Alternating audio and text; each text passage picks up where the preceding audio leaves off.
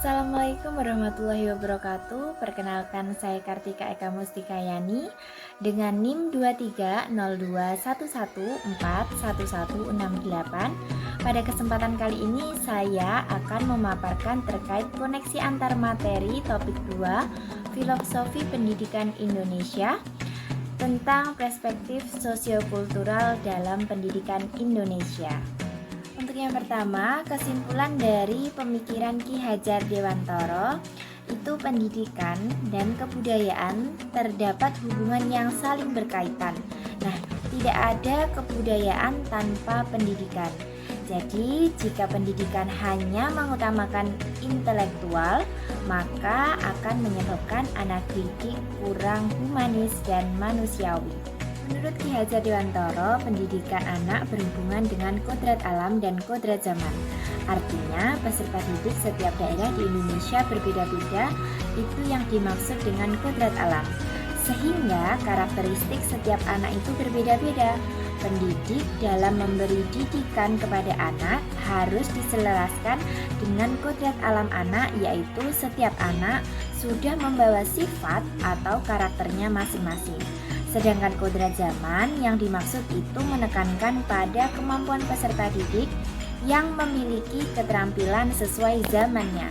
Misalnya, perkembangan teknologi sekarang ini semakin pesat mengubah paradigma pendidikan. Peserta didik berhak mendapatkan pendidikan dengan kodrat alam dan kodrat zamannya. Adapun bagian penting dalam pemikiran Ki Hajar Dewantara yaitu yang pertama, pendidikan dengan sistem Among. Sistem Among adalah metode pembelajaran yang menekankan pada proses pembelajaran. Pendidikan dengan sistem Among selaras dengan kurikulum merdeka yang pada saat ini diterapkan di sekolah-sekolah. Pendidikan sistem Among merupakan bentuk pembelajaran yang memerdekakan, penuh cinta, kasih, dan menyenangkan. Seorang pendidik harus memberikan tuntunan agar anak mempunyai arah tujuan dan anak itu tidak berbuat hal yang bisa membahayakan dirinya. Untuk selanjutnya, peran guru dalam pemikiran Ki Hajar Dewantara. Yang pertama itu ada ing harso sing tulodo, artinya guru di depan menjadi teladan. Yang kedua, ing madya mangun karso, yang artinya guru di tengah sebagai penuntun, dan yang terakhir itu ada tuturi handayani, guru di belakang memberi motivasi atau dorongan. Selain itu, guru juga memiliki beberapa peran. Untuk yang pertama, menemani proses belajar peserta didik. Yang kedua, mendampingi tumbuhnya kecerdasan pikir peserta didik. Yang ketiga, membantu peserta didik menemukan budi pekerti atau watak baiknya. Yang keempat atau yang terakhir, mengendalikan dan memperbaiki watak yang kurang baik. Untuk selanjutnya, kita akan mempelajari terkait kesimpulan dan refleksi terhadap pemikiran-pemikiran Ki Hajar Dewantara. Untuk pertanyaan yang pertama, apa yang Anda percaya tentang peserta didik dan pembelajaran di kelas sebelum Anda mempelajari topik ini?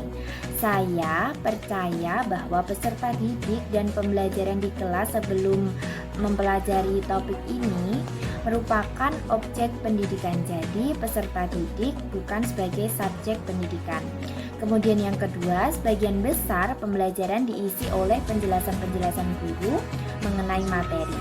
Yang ketiga, pembelajaran lebih cenderung berpusat pada guru atau biasa disebut dengan teacher center learning. Yang terakhir itu guru belum mempunyai inovasi-inovasi yang cukup untuk merencanakan pembelajaran yang memerdekakan peserta didik.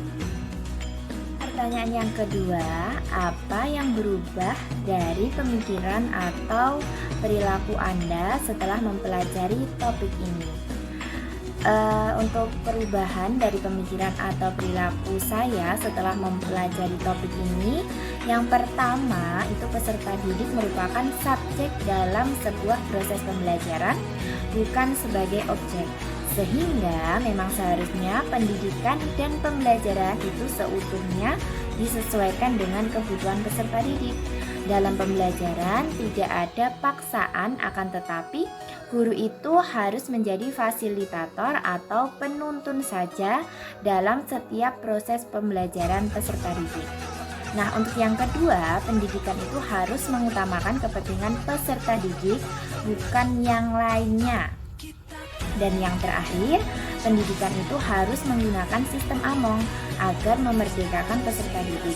Jadi setiap anak itu istimewa karena memiliki karakteristik dan potensi yang berbeda antara individu. Nah, sehingga dengan pendidikan sistem AMONG ini akan membawa pendidikan dan pembelajaran yang sesuai gaya belajar, karakteristik siswa, dan juga sesuai dengan minatnya.